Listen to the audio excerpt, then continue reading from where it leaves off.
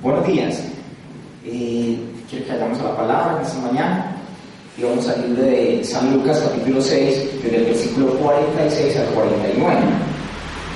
Dice la palabra del Señor: ¿y por qué me llamáis Señor, Señor, y no hacéis lo que yo os digo? Todo aquel que viene a mí y oye mis palabras y las pone en práctica, os mostraré a quién es semejante. Es semejante a un hombre que al edificar su casa cavó hondo y echó cimiento sobre la roca. Y cuando vino una inundación, el torrente dio con fuerza contra aquella casa, pero no pudo moverla porque había sido bien construida.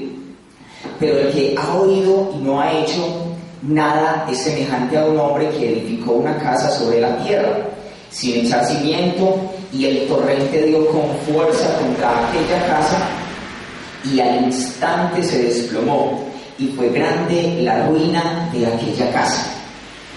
Muy bien, creo que cierre sus ojos un momento, vamos a meditar en esta palabra y vamos a orar al Señor para que abra nuestro corazón, Dios de los cielos. Oramos en esta mañana, Dios, para que tu presencia, tu bendición sean sobre nosotros, Dios, y que este mensaje, Padre, toque nuestros corazones, cambie, Dios, nuestras vidas, cambie la manera de pensar, la manera de sentir, la manera de vivir, Dios. En el nombre de Jesús, amén. Y amén. Muy bien, esta mañana quiero compartir un poco acerca de tres cosas importantes, tres cosas que creo que están en el corazón del Señor. Y le titulé a mi enseñanza: oír, hacer, vivir. Oír, hacer y vivir. Hace unos días atrás estaba meditando en este texto, meditaba en este pasaje, y llevo varias semanas estudiando, trabajando en él.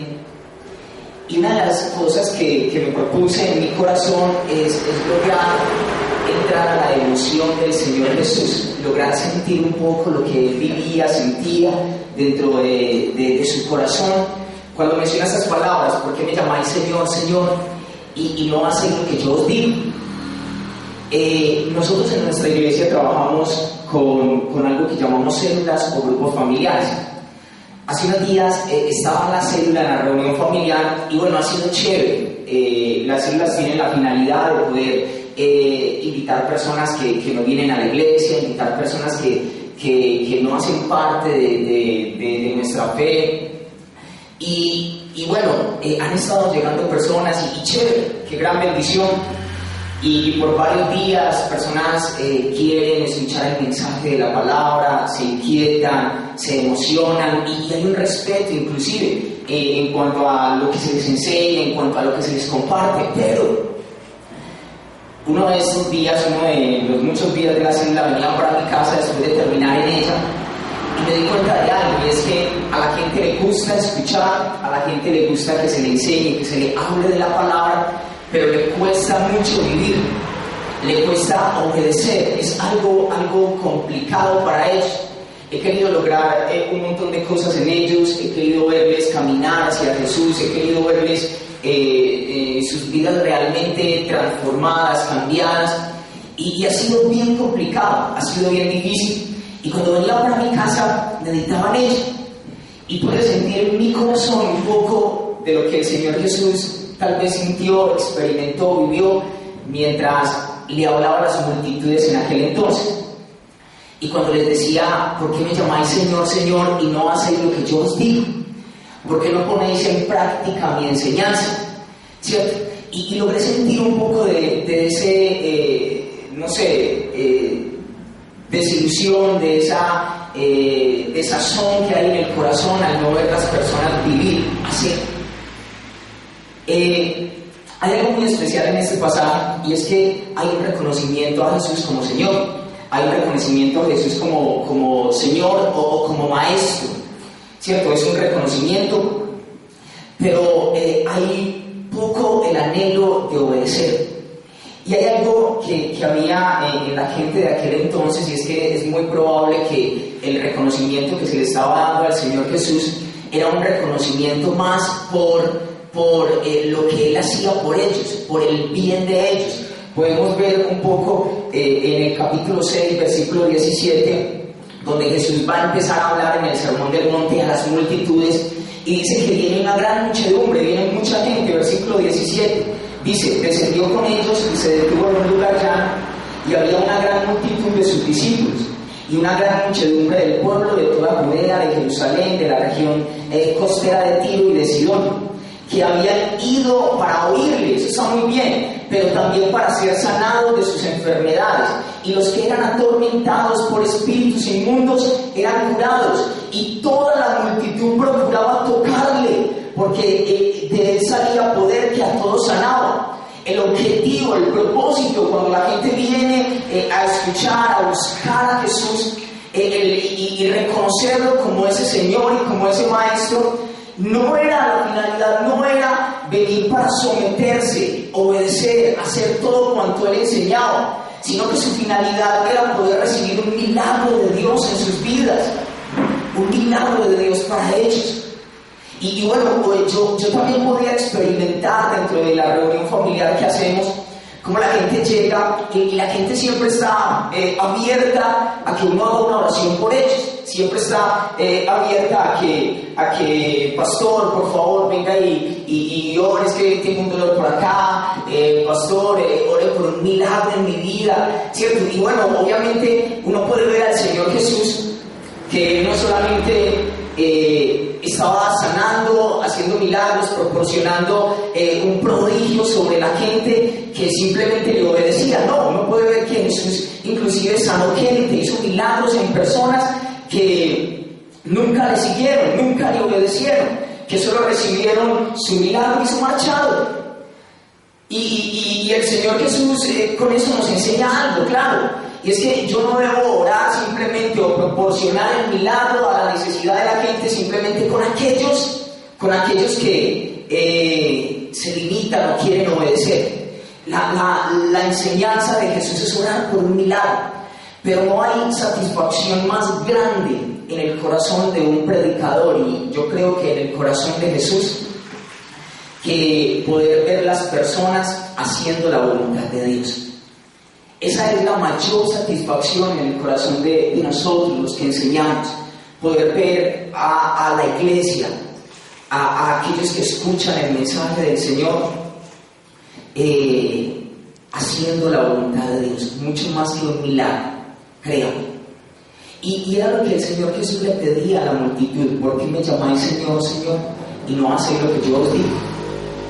Muy bien, hay tres cosas en este pasaje que quiero desarrollar, y ya las encontramos entonces dentro del título, ¿cierto? Oír, hacer y vivir. Y creo que son tres cosas que alegran el corazón del Señor. Vamos con la primera: oír, ¿cierto? Oír. Dice en el versículo 46 y 47, dice: ¿y por qué me llamáis Señor, Señor, y no hacéis lo que yo os digo? Todo aquel que viene a mí y oye mis palabras y las pone en práctica, os mostraré a quién es semejante. ¿Cierto? Hay algo que he estado enfatizando desde que inicié mi introducción, desde que comencé, y es que hay un deseo grande por ver a la gente vivir, hacer. Pero para poder llegar a esa parte de hacer y vivir y poderles ver practicar, obedecer la palabra del Señor, debe haber primero un estado de oír, de escuchar, un estado en el que las personas deben escuchar el mensaje de Dios. Alguna vez estuve en un seminario con algunos pastores de Ecuador, y en el seminario uno de ellos enseñaba de que una persona, después de haber nacido de nuevo, haber aceptado a Cristo en su corazón, después de 7 meses es una persona que puede hacerse cargo de una obra, de una iglesia. Bueno, es algo en lo que no estoy de acuerdo, pero el argumento que él daba era que una persona con 7 meses en el Evangelio es una persona que tiene un promedio de 70 a 100 predicaciones que ha escuchado. Predicaciones de todas índoles, ¿cierto? De todo predicador, predicaciones que vienen de la radio. Y dar a entender que el escuchar, el oír el mensaje de Dios capacita. Esto capacita. Y bueno, claro, escuchar nos edifica, nos levanta. Y es algo especial, y es por donde Dios quiere que primero pasemos: oír, escuchar el mensaje de Dios.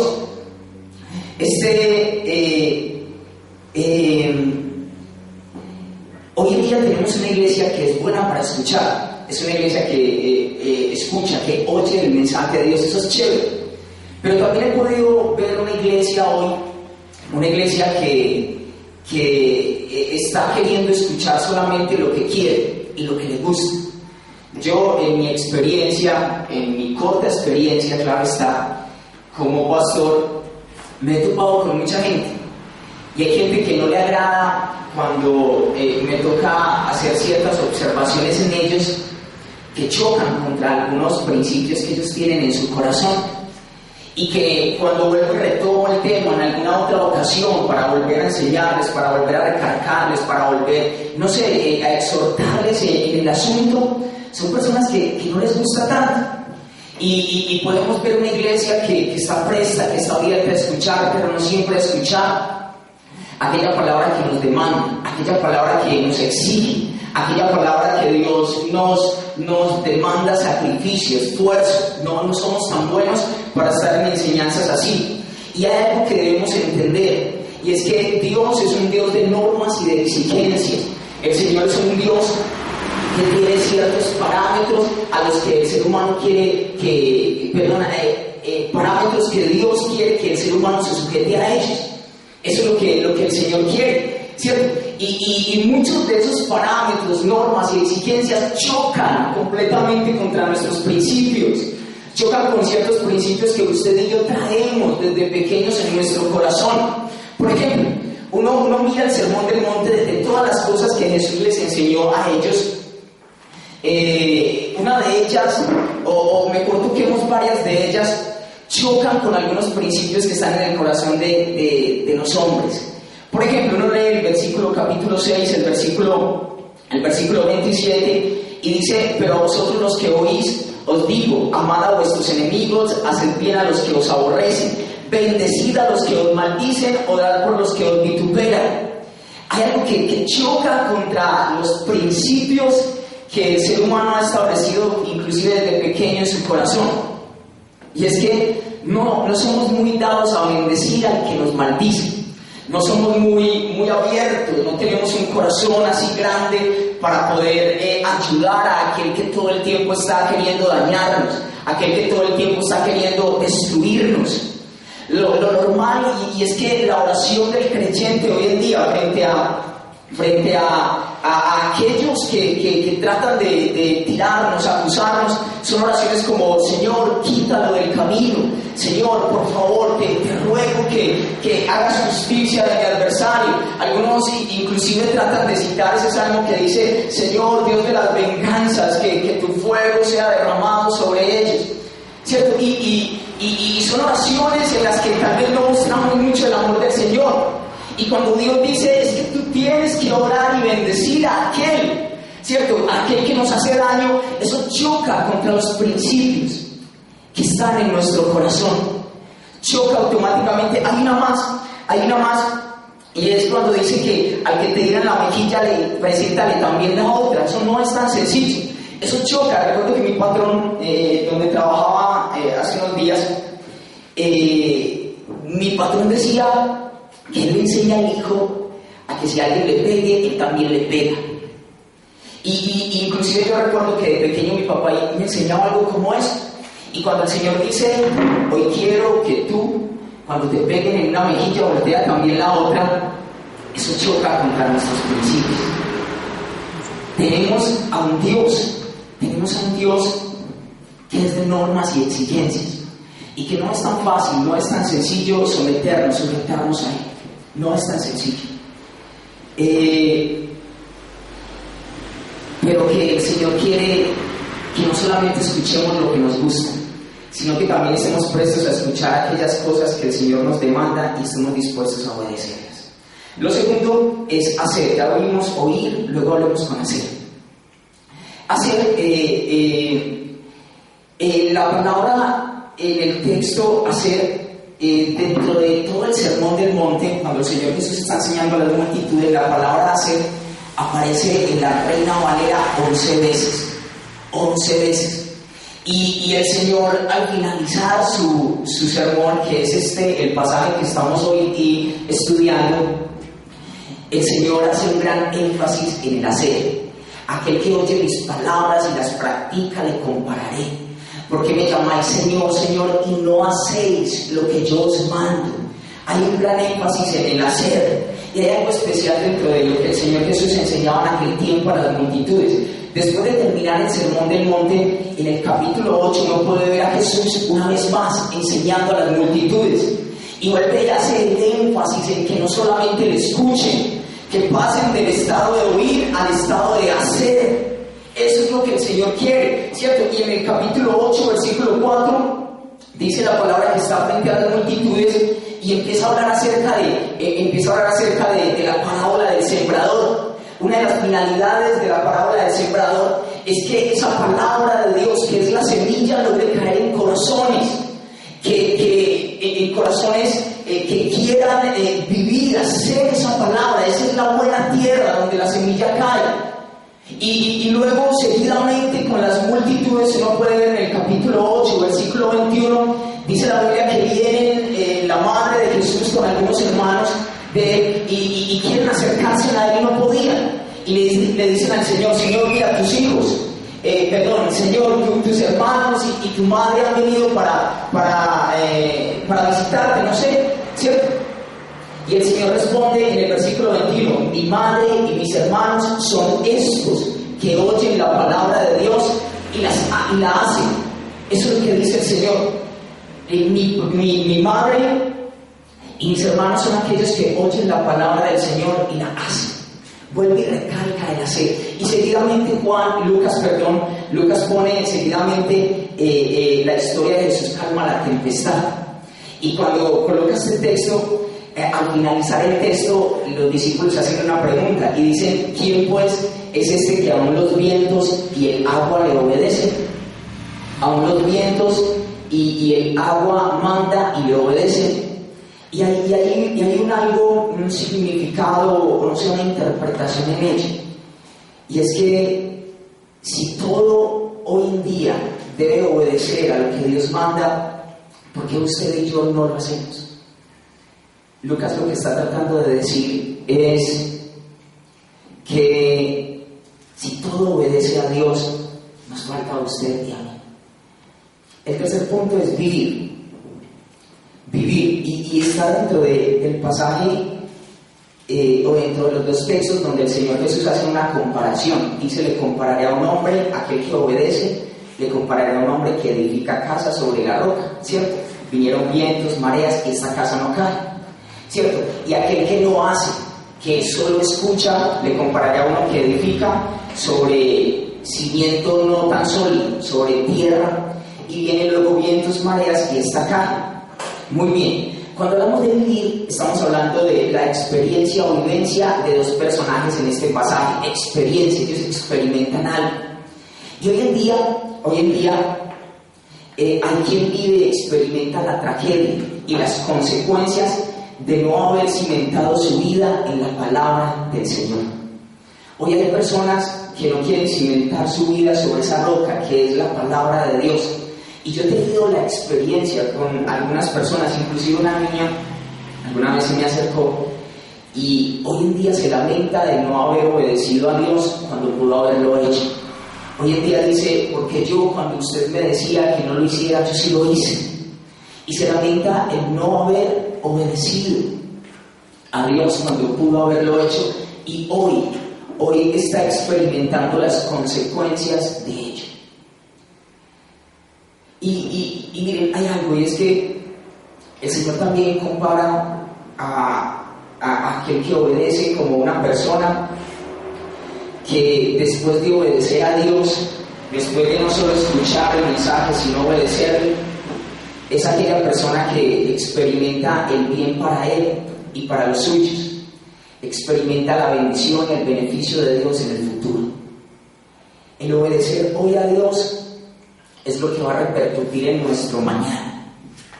Tal vez obedecer la palabra del Señor, cimentarnos en obedecerle, no solo en escucharle, va a costar. ¿Qué hizo el hombre que está ahí? El hombre que está ahí queriendo cimentar sobre roca.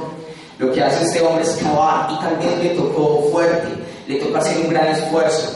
una gran dedicación y un gran sacrificio. Yo no sé cuánto le tocó ahondar con su pica, con su pala y trabajar fuerte para lograr encontrar roca y lograr sobre ella cimentar su casa.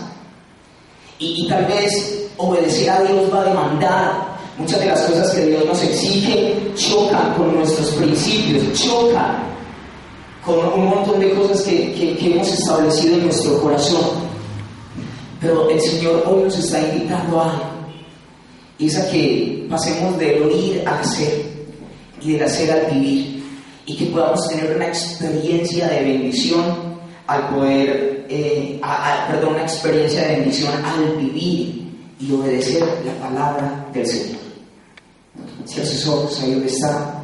Señor, quiero darte gracias una vez más, y que podamos aprender desde los cielos a obedecer tu palabra, Señor. Que podamos, Dios, no solamente ser oidores, como dice Santiago, Padre, sino hacedores de ella, Dios.